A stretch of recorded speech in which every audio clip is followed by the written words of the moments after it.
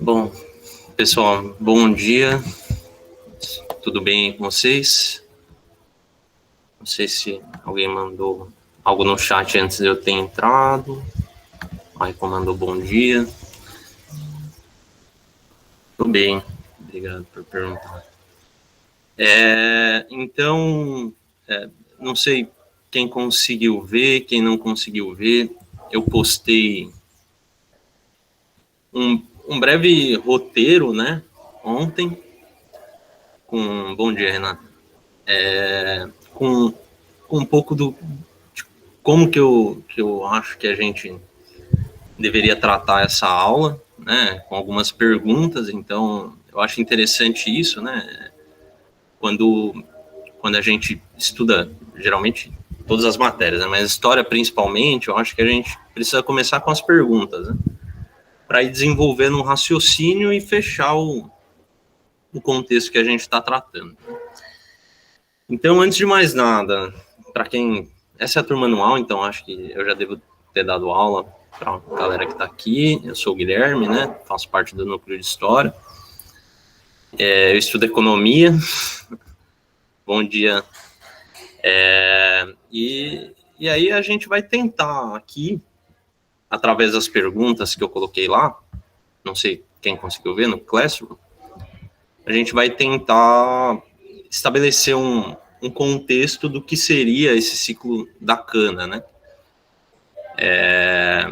Beleza? Quem conseguiu ler esse roteiro e ler o texto que eu coloquei como referência? Podia dar um ok no chat ou abrir o microfone aí, se quiserem abrir a câmera também, fiquem à vontade. Só para eu ter uma ideia, tá, gente? Não vou fazer nenhum julgamento de quem não leu.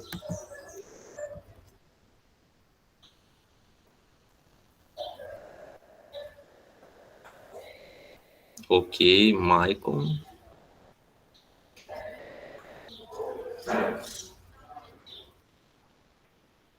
Boa. Nossa, Savon. Que sobrenome diferente, hein? Savon Lafitte. É o que? É francês?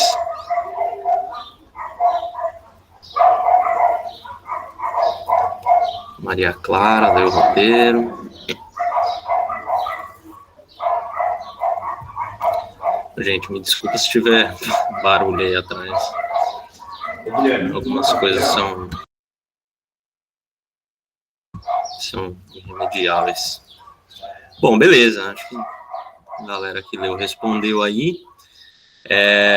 E de quem leu o roteiro, né? Eu vou tratar aqui. A gente vai tentar responder 5 perguntas, né?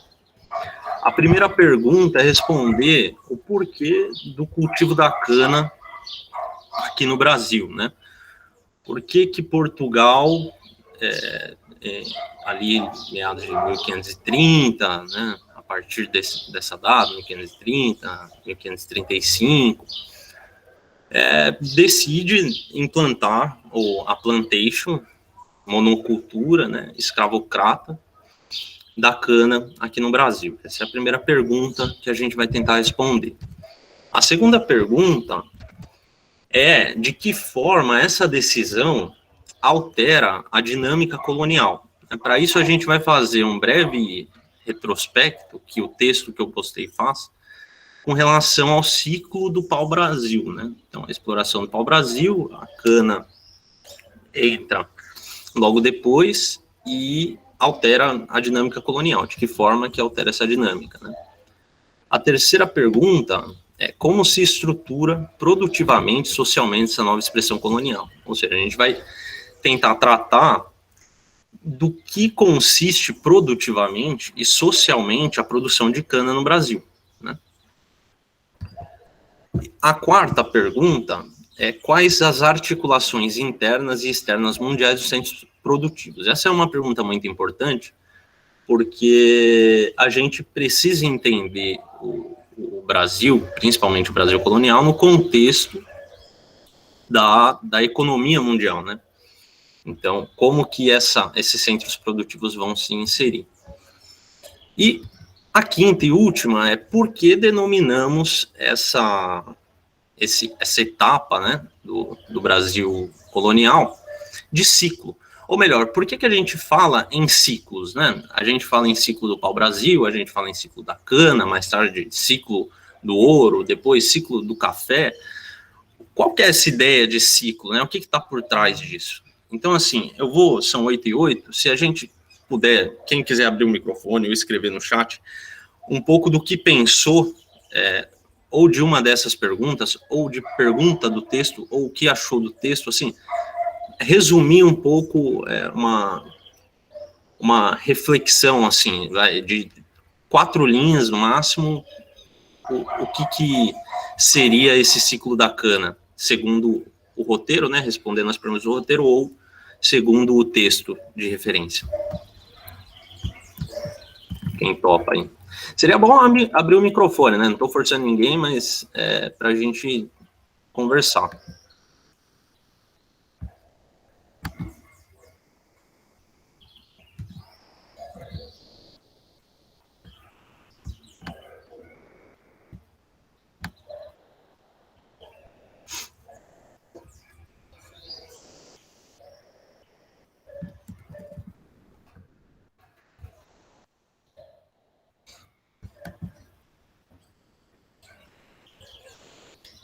Acho que a galera não acordou ainda. Todo mundo meio dormindo. Ninguém, pessoal. Nenhuma reflexão, nenhum questionamento do texto. Texto um pouco antigo, né? Da Mafalda, personagem argentino. Não, ela é da USP São Paulo, né?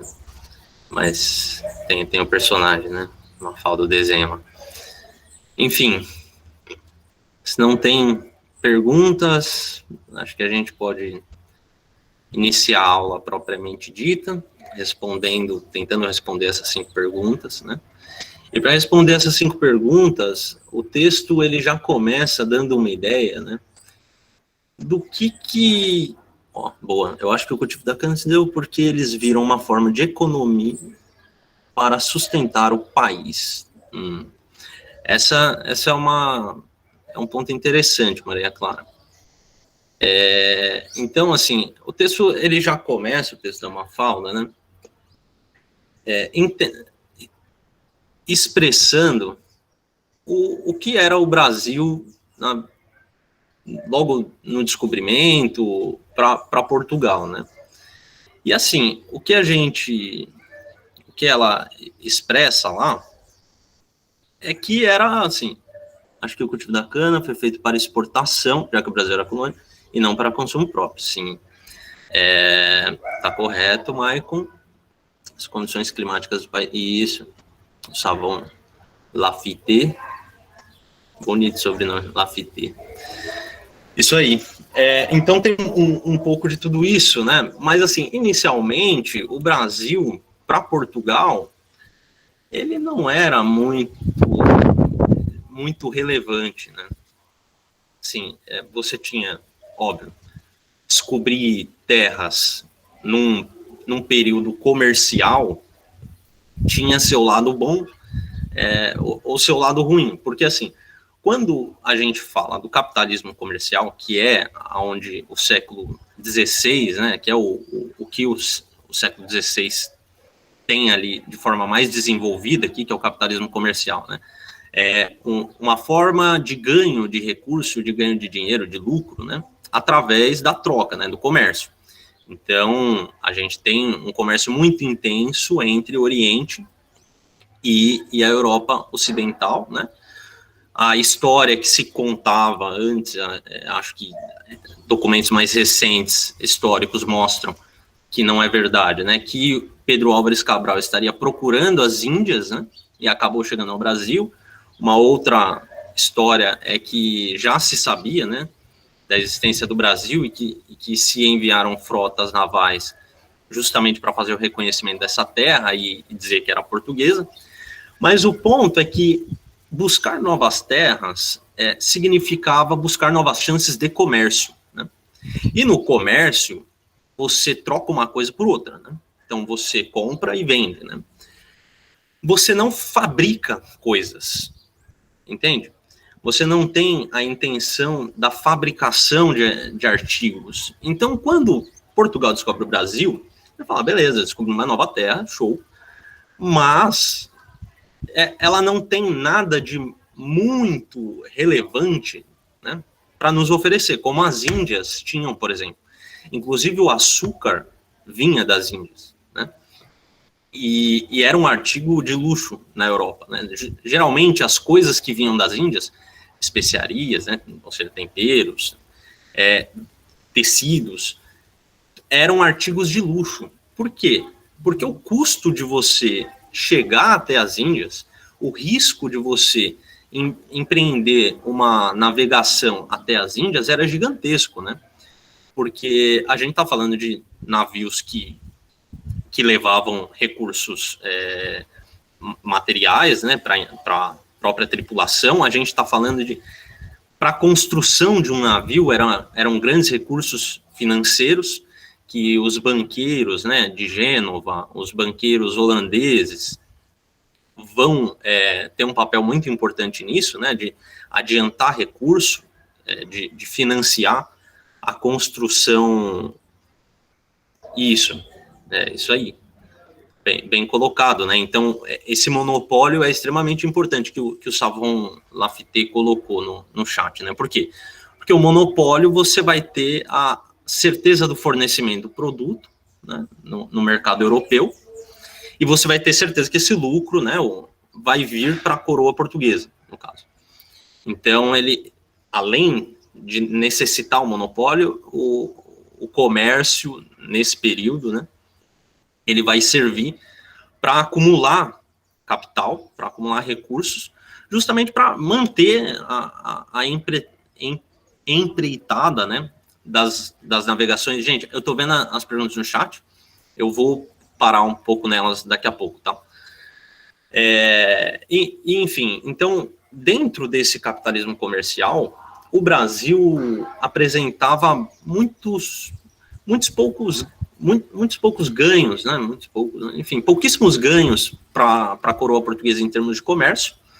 E o primeiro recurso que eles vão começar a explorar dentro desse comércio vai ser o pau-brasil, né? Então, justamente através do escambo com os índios que já tinham, né, uma certa familiaridade com a terra, já eram familiares, né, da terra, conseguiam explorar esse pau-brasil, trazer para a costa, e os portugueses levavam para Portugal, tiravam a tinta, né, e faziam todos os móveis da nobreza. Então, essa a primeira exploração que a gente vai ter do Brasil, uma exploração muito rudimentar, né, a gente pode dizer, uma exploração, assim, que muitas vezes não pagava o risco, né, a gente está falando, gente, de, assim, hoje, você pega um avião e você vai, né, enfim, mas a gente está falando, primeiro, de um mar relativamente, um oceano relativamente desconhecido, né, a gente está falando de uma terra relativamente desconhecida, e a gente está falando de países europeus que estão na mesma empreitada, né, mas não no mesmo nível. Então, se Portugal tinha um grande nível de desenvolvimento para construir grandes naus, né, e explorar terras mais distantes, Holanda, França, esses países mais relativamente atrasados nesse período, né, Inglaterra, eles vão lançar da pirataria, por exemplo. Então, o que você vai ter vão ser grandes ataques, né, grandes quantidades de ataques piratas. Você poderia ter também naufrágio, certo?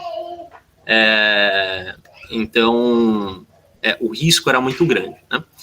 Quem vai financiar esse risco, isso é importante da gente entender, financiar o quê? É dar o recurso primário para o investimento, e é dar o capital do seguro, né? Então, hoje você tem um carro, você contrata um seguro. Naquela época, você tinha um navio, você contratava o seguro também. São os banqueiros, tanto italianos, né, de Gênova, quanto os banqueiros holandeses, tá? Então, o capital holandês, ele vai estar muito ligado ao Brasil desde o começo, ok? Isso é importante. Então, a partir desse momento do pau-brasil, Portugal começa a ter a enfrentar um certo dilema, né? Porque, como eu falei, as outras potências europeias também estavam na mesma empreitada, mesmo que em menor nível, praticando pirataria e tudo mais. E principalmente a França, que não reconhecia o Tratado de Tordesilhas, que era a separação entre Portugal e Espanha do Atlântico, né? Enfim, então, a leste do Atlântico pertencia a Portugal, a oeste do Atlântico, né? Do meridiano de Greenwich, se pertencia à Espanha. Então, um minuto. Toma cuidado aí, você vai cair. Deixa eu dar aula aqui. Desculpa. Então, a França, ela vai... Você vai cair aí, meu? A França vai empenhar vários ataques na costa brasileira, a Holanda também, alguns, e Portugal vai se ver num dilema de, assim, eu preciso ocupar essa terra de algum modo, eu preciso definir essa terra como portuguesa, e não tem melhor jeito de definir como portuguesa do que o quê? Colocando portugueses, certo? Para colocar portugueses, esses portugueses, como a terra não tem nenhum tipo de sociedade desenvolvida para a gente fazer um comércio mais intenso, né? Eu preciso estabelecer unidades produtivas, né? E qual produto que eu vou produzir? O produto que estava mais em alta na Europa e, segundo lugar, que Portugal já tinha familiaridade na produção, que era o açúcar. Portugal já produzia açúcar na costa da África, né? Não na costa da África, nas ilhas da costa da África, a Ilha Madeira, né? E então o açúcar, ele pareceu uma alternativa extremamente viável, né? Com isso a gente responde a primeira pergunta, né? Então o cultivo do açúcar, ele se deu primeiro por uma necessidade de ocupação do território, né? E início, de fato, de uma colonização propriamente dita. Em segundo lugar, pela familiaridade que os portugueses já tinham com a produção da cana, né, com a produção do açúcar. Ok? Eu vou dar uma pausa aqui para ler a pergunta da Luzia Aparecida. Creio que talvez por ter sido o único produto de origem agrícola que estava destinado à alimentação, que ao longo dos séculos acabou sendo alvo de disputas e conquistas. A planta que dá origem ao produto acabou encontrando lugar ideal no Brasil para o cultivo. Esse lugar ideal também é um ponto, né? O clima brasileiro era extremamente favorável. Portugal sabia disso, por quê? Pela familiaridade com a produção já, né? Então, o clima tropical, né? Eu não reconheço o livro de Adão que separa o mundo entre a Espanha e Portugal. Aí, ó. É justamente esse não reconhecimento francês do Tratado de Tordesilhas, né? Então, pessoal, com isso a gente responde a primeira pergunta, ok? Se tiverem dúvidas, eu estou aqui. E aí, a gente precisa entender que isso altera a dinâmica colonial brasileira. Por quê? Porque antes eu tinha uma espécie de, assim, de coleta de pau-brasil no litoral brasileiro. Então, de certa forma, esse processo serviu para reconhecer o litoral brasileiro. Então, a primeira dinâmica colonial, ela vai se dar nesse processo de reconhecimento da costa, reconhecer o território, mas não no sentido de ocupar. O segundo processo, que é a parte da instalação de engenhos, né, para a produção de cana, para a produção de açúcar, né, e plantação de cana também para a produção de açúcar, ele vai se dar num processo de colonização de fato, né? Então, essa alteração da dinâmica colonial que é fundamental, né? Isso é extremamente relevante se a gente pensar que na dinâmica internacional da colonização não era uma coisa tão praticada nas colônias, né?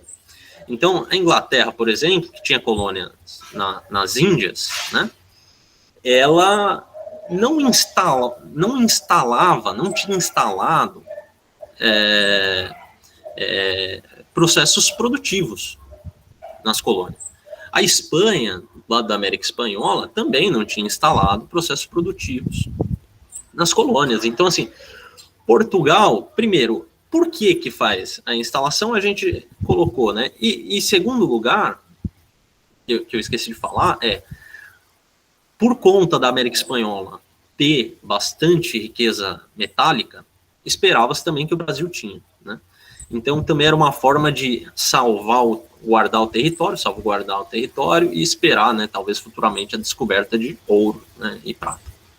Bom, então esse novo processo altera a dinâmica colonial de que forma? Né?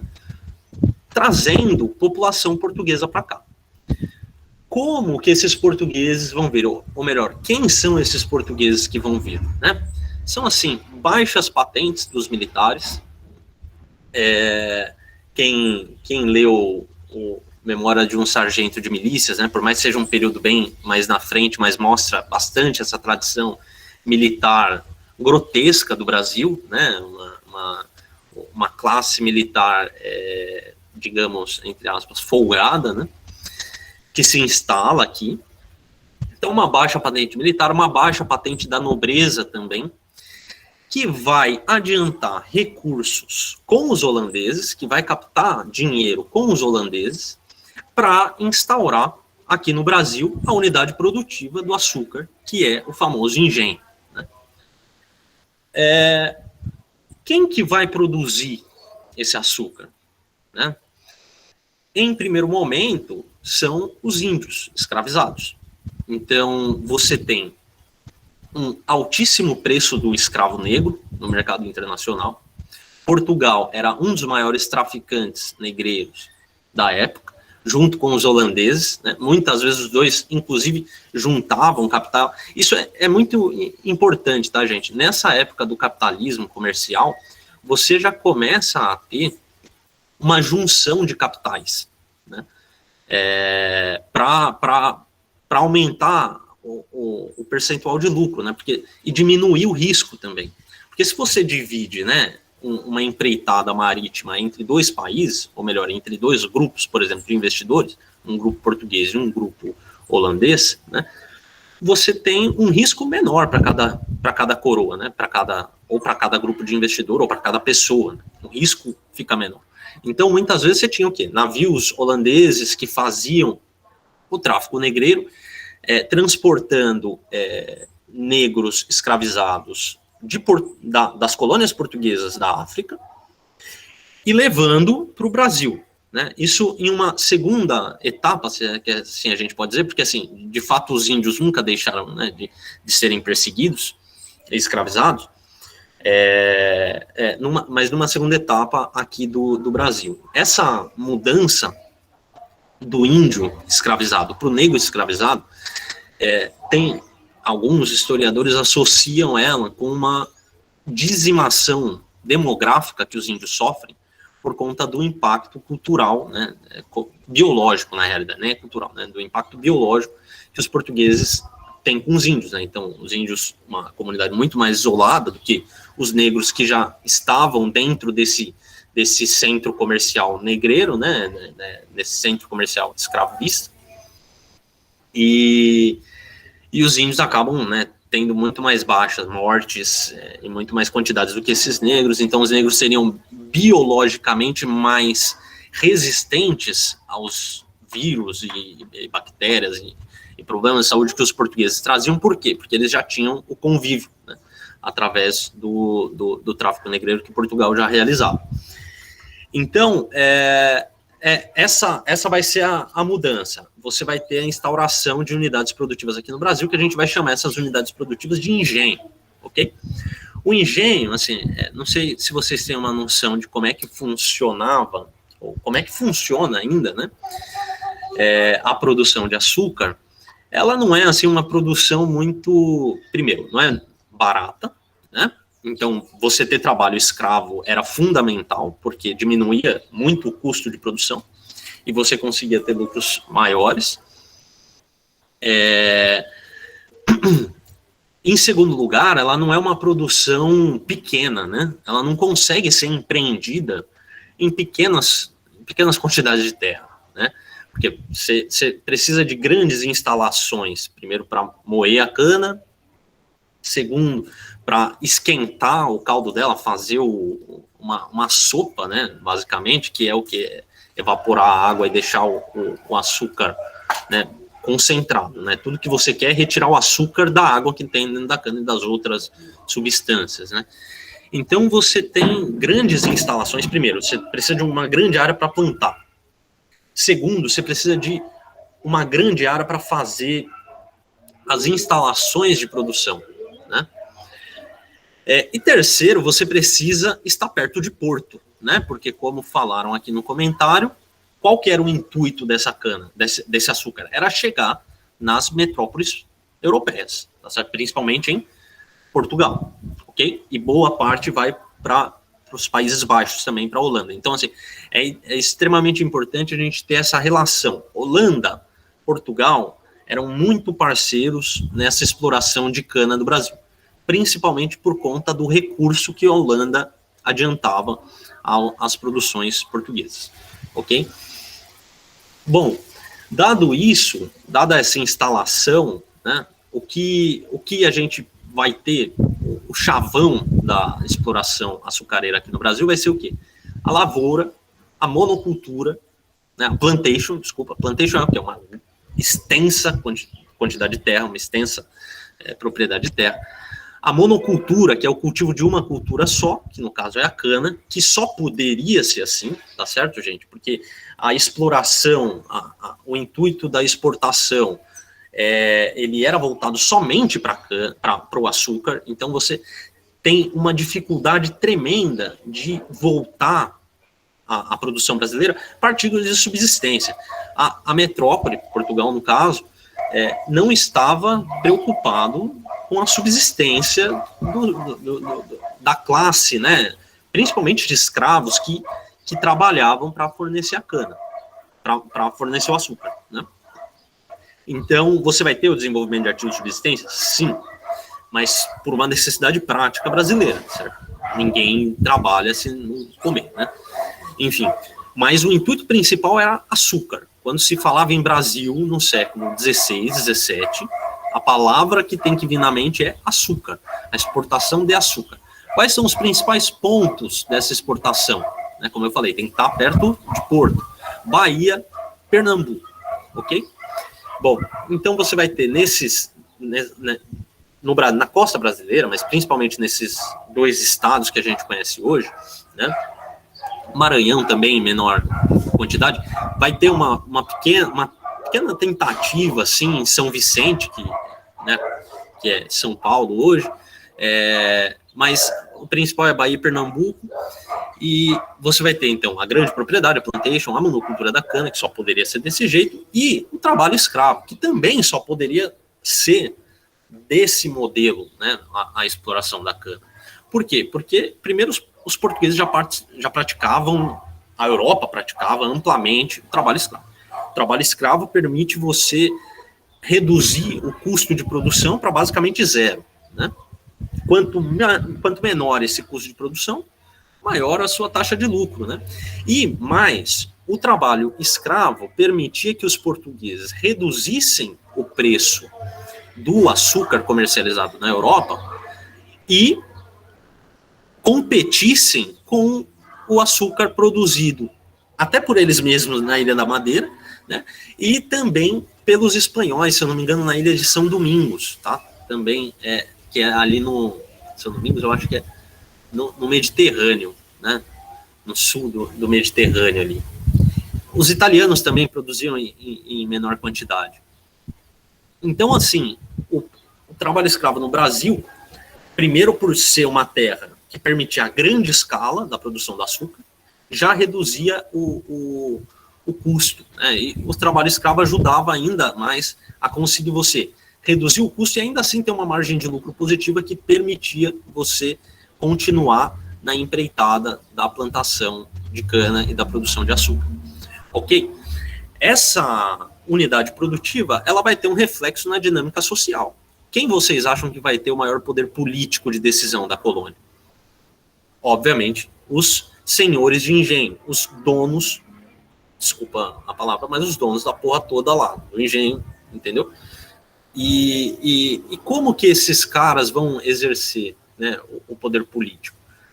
Bom, reconhecendo, fazendo a coroa reconhecer alguns privilégios, né, ou de pagamento de imposto, ou principalmente o reconhecimento militar e político do poder desse cara no que a gente vai chamar de capitanias hereditárias. Tá? O que são as capitanias hereditárias? Para permitir esse povoamento, essa colonização do Brasil, né, a coroa portuguesa não tinha assim, nem recurso e nem interesse muito grande, como eu falei. Portugal, o Brasil era assim, ele era não um problema, mas ele não era tão interessante quanto o comércio com as Índias Orientais, né? Na época do capitalismo comercial. Então, a coroa portuguesa faz o quê? Divide a terra em faixas, 15 faixas no total, e que são as capitanias. Elas seriam hereditárias, ou seja, o pai morreu, passa para o filho morreu, passa para o neto, e por aí vai. E Portugal daria o direito de posse, não de propriedade, hein? Posse, porque o cara, ele está lá na terra, enquanto ele estiver cultivando a terra, enquanto ele estiver produzindo lucro para a coroa, ele continua com a terra, muito provavelmente, mas se a coroa decidir ter essa terra de volta, ela pode comprar essa terra, entendeu? A terra Brasil é da coroa, entendeu? A capitania pertence a um dado momento ao donatário, né? Vamos colocar donatário, mas que é o senhor de engenho, podemos dizer assim. Mas a coroa pode reaver essa terra em algum momento. O cara é obrigado a vender a terra, basicamente isso, né? Então, o que vai acontecer? Essa divisão da terra em capitanias hereditárias. As principais capitanias produtoras de açúcar vão ser Bahia, Pernambuco, em menor grau Maranhão e São Vicente, né? E toda a dinâmica social vai se dar em torno desse donatário, do cara que possui essa terra.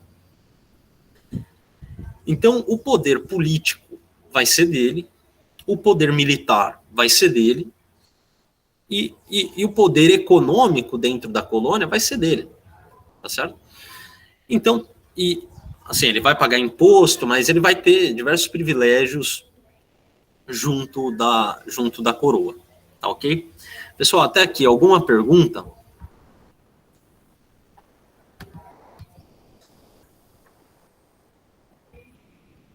E é importante a gente pensar também nessa estrutura produtiva que você vai ter algumas regiões que vão servir para abastecer a unidade produtiva do engenho. Abastecer de escravos, principalmente índios, a capitania de São Vicente, né, que é São Paulo. Então, a gente vai ter aqui em São Paulo, em São Vicente, São Paulo, o desenvolvimento de uma classe, que são os bandeirantes, né, que vão se empenhar na busca de índios, e isso vai favorecer para a interiorização do território, né. Mas para dentro da Bahia, até hoje a cana é tão importante assim para a economia do Brasil? Sim, Maria Clara.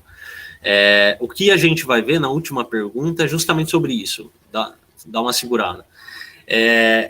Então, mais ao interior da Bahia, a gente vai ter a região da Zona da Mata, né, que vai abastecer esse engenho, principalmente da pecuária, né?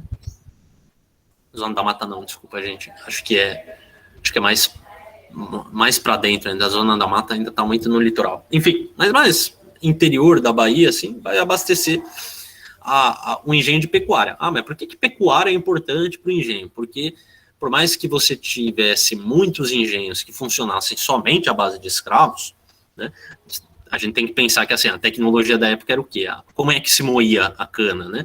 Era trabalho braçal, né? Você rodava lá a máquina para a cana. Enfim, eu devia ter trazido uma foto, mas tem uma foto muito boa, assim, que são 3 rolamentos, basicamente. Imaginem uma máquina com 3 rolamentos, assim, e os escravos ficavam na ponta, né? Rodando uma roda, e aí os rolamentos iam, né, em sentido contrário,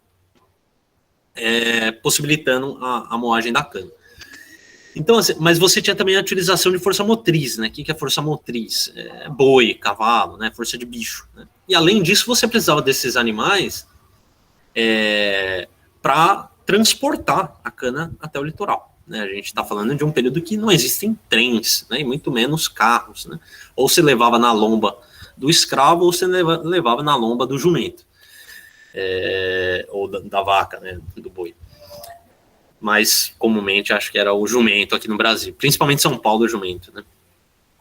Por conta do terreno muito onduloso, ondular.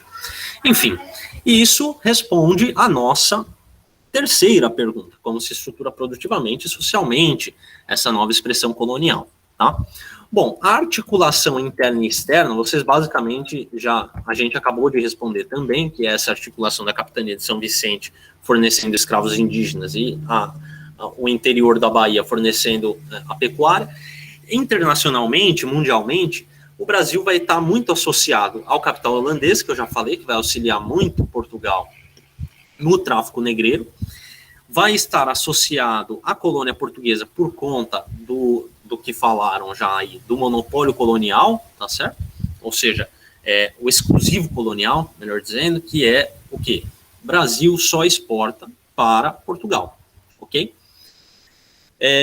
E vai estar, em menor medida, associado com França e Holanda através de algumas exportações fora desse exclusivo colonial, né? Enfim, alguns ataques propriamente ditos. O que a gente vai ter que trazer aqui? Eu espero que dê tempo, são 10 minutos, né? A gente vai ter um período muito relevante para a história brasileira, e principalmente para o ciclo do açúcar, que são as invasões holandesas, né? As invasões holandesas, elas ocorrem em primeiro grau em Salvador, em 1620, se eu não me engano, acho que é 1621, alguma coisa assim, e depois em Pernambuco, em 1630. A de 1630 é a que perdura mais. Por quê? O que acontece na Europa em 1580 até 1640, mais ou menos, é o período da União Ibérica. O que é a União Ibérica? O Dom Sebastião, que era rei de Portugal, vai numa cruzada, falece, e o trono, e ele não tinha herdeiro, o trono português fica aberto não a quem quisesse possuir, mas a quem tivesse uma ligação com a dinastia de Bragança, né? Acontece que Felipe II, rei da Espanha, tinha uma ligação tanto com a dinastia de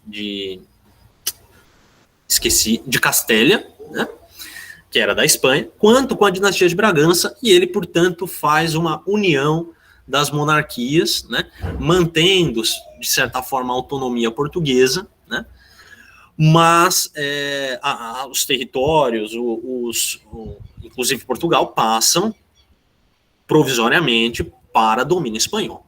Acontece que a Espanha não era muito amiga dos Países Baixos, da Holanda, principalmente por uma questão religiosa, né? A Holanda era protestante, Espanha era católica, eles tinham um embate de perseguição muito grande, os católicos contra os protestantes, e, portanto, esse período da União Ibérica faz romper os laços comerciais que o Brasil tinha com a Holanda, né? A Holanda, né, não, utilizando de um certo período de fragilidade da monarquia espanhola, que entra em conflito interno se eu não me engano, são os castelhanos, castelhanos, acho que sim, enfim, não lembro direito, mas tem um certo conflito interno. A Holanda, se aproveitando disso, toma territórios espanhóis / portugueses, que são na África, Angola, principalmente, né? E no Brasil, primeiro eles invadem Salvador, a monarquia espanhola consegue retirar. Em segundo momento, em 1630, eles invadem Pernambuco, e eles conseguem ficar, né?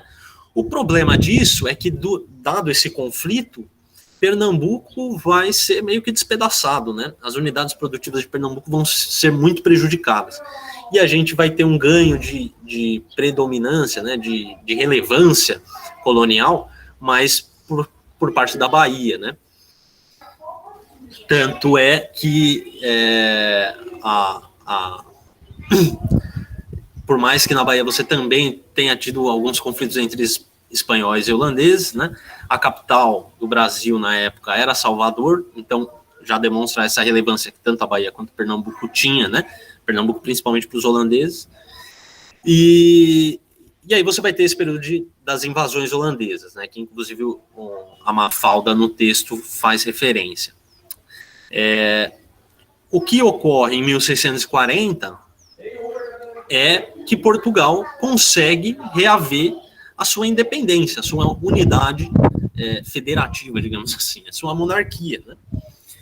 Quando ele reaver, os holandeses claramente não querem deixar Pernambuco. Então você tem uma nova guerra em Pernambuco, prejudica mais ainda Pernambuco e Bahia, e acaba dando mais relevância para a cidade do Rio de Janeiro na época, né? Então você já vê, né, nesse período da invasão holandesa, uma migração da relevância, da importância das cidades na colônia. E o que vai acontecer após essa expulsão dos holandeses por parte dos portugueses em 1640, vai ser que os holandeses, uma vez que aprenderam a técnica de produção de açúcar no Brasil, vão explorar essa produção de açúcar nas Antilhas, e com uma diferença brutal com relação aos portugueses. Os holandeses têm muito mais dinheiro, têm muito mais recursos. Então eles conseguem adiantar produções muito mais tecnológicas, muito mais produtivas, derrubam o preço do açúcar, competem com o açúcar brasileiro e ganham mercado, fazendo com que o açúcar brasileiro não deixe de ser exportado, mas perca a relevância internacional que ele tinha antes, tá certo? Por isso, por esse contexto de explora, aumenta drasticamente a importância do açúcar, só se falava em açúcar no século XVI, século XVII, quando se falava em Brasil, e logo depois das invasões holandesas, né, mas já caminhando para o final do século XVII, começo do século XVIII, você tem essa decadência da importância do açúcar brasileiro por conta desse movimento que você fala de ciclo, tá? Porque você tem um período de muita alta importância do açúcar, e depois você tem um período de relativa menor importância por conta de uma perda de mercado internacional. Ok? Que isso está totalmente dialogando com o que a Maria Clara falou. Ou seja, o Brasil nunca deixou de exportar açúcar.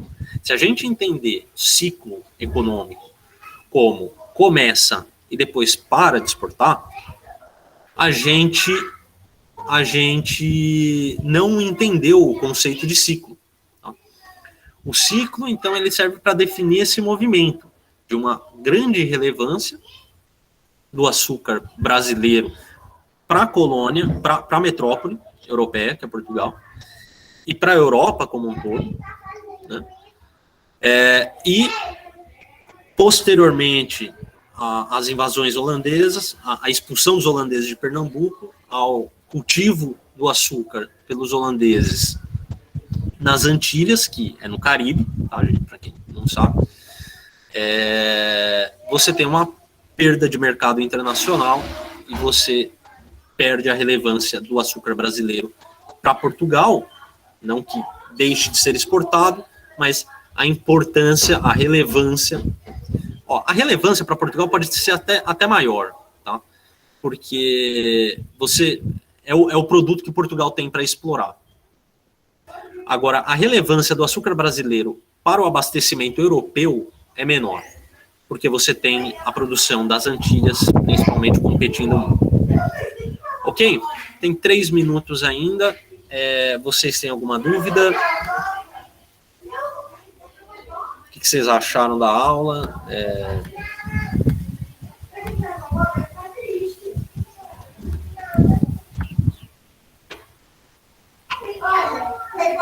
A interrupção do tráfico negreiro no contexto das invasões holandesas e o consequente incremento da escravidão indígena acabaram por estimular o bandeirismo paulista? Sim, não é no período das invasões, no contexto das invasões holandesas, né? É no contexto das invasões holandesas, mas principalmente com relação ao período da União Ibérica, né? Porque, como eu falei, quem realizava praticamente muito esse tráfico, inclusive tem um filme que é Amistad, acho, que relata justamente o quê? O capital holandês fornecendo navios, fornecendo dinheiro para que os portugueses realizassem o tráfico de escravos da África para o Brasil. Quando você tem o período da União Ibérica, você rompe esse laço comercial. Os holandeses meio que param de ser o laço comercial do Brasil, tanto com a África quanto com a Europa. Né? Então, os holandeses eles tinham essa importância dupla para o comércio brasileiro. Uma era trazer escravos da África para o Brasil. A outra era adiantar recursos para a construção de engenhos aqui no Brasil. Né? E uma terceira era, muitas vezes, levar esse açúcar produzido no Brasil para a Europa. Né? Então, Portugal ele era relativamente dependente da frota comercial holandesa. Tá? Mas ótima pergunta. Então, quando você tem esse período da União Ibérica, você acaba fortalecendo o banditismo, né? Banditismo não, desculpa, gente, é outra aula. O bandeirismo da capitania de São Vicente, né? E internalizando mais o território, inclusive ultrapassando o Tratado de Tordesilhas. Né? Se a gente vê o território brasileiro hoje, ele é muito mais para oeste do que o Tratado de Tordesilhas inicialmente colocava. Gente, queria ter trazido mapas aqui e tudo mais, mas acabou não dando tempo. Só para finalizar, tá? Eu vou fazer o seguinte, o próximo cronograma eu vou postar os exercícios, creio que ainda hoje, ok? Uma lista de exercícios, talvez uns 5 por aí. Vocês têm, quem quiser, tá? Quem quiser que eu corrija os exercícios, vocês têm até dia 11 para responderem e submeterem lá no Classroom. Lá no Classroom tem uma opção, quem não conseguir achar, me chama aí no privado, meu número tá por aí em algum lugar do grupo, Guilherme Weiler, Weiler. E aí eu vou, no dia 18/9, postar a correção dos exercícios, e isso aí, a correção dos exercícios e comentários, tá? Para quem postou até dia 11/9. Se postar depois, não tem problema, eu posso até dar uma olhada lá, uma corrigida. Mas os comentários, uma correção mais completa para quem quiser, eu faço aí até dia 18/9. Beleza, pessoal? Foi um prazer aí, para quem não me conhecia. Obrigado, Luzia Aparecida. Se for discursivo, eu farei sim, estou treinando, tá? Pode ser, eu posso colocar umas 2 questões discursivas e umas 3 alternativas. Vou ver o que eu faço. Beleza, pessoal. Bom dia para vocês. Espero que tenham gostado.